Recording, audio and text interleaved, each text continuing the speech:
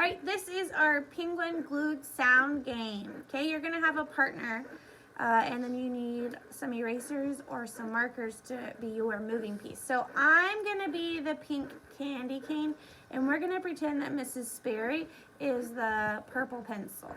Okay, so you either need to have your spinner or use a paper clip like we've done before, and a pencil. Okay, so I'm gonna spin.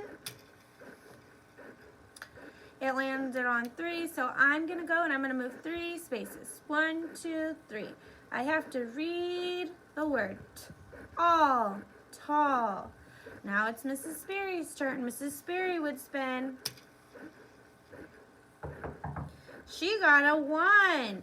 She's gonna move 1 space.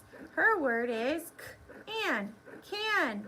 It's my turn again. I'm gonna spin again. Oh, it's on the line, so I'm gonna spin again. All right, I got 1, so I'm gonna move mine 1, and I have to read the word van. Now it's Mrs. Sperry's turn. She got a 3, so she has to move 3 spaces. 1, 2, 3. Ah, she got the same one as I did. The word is van.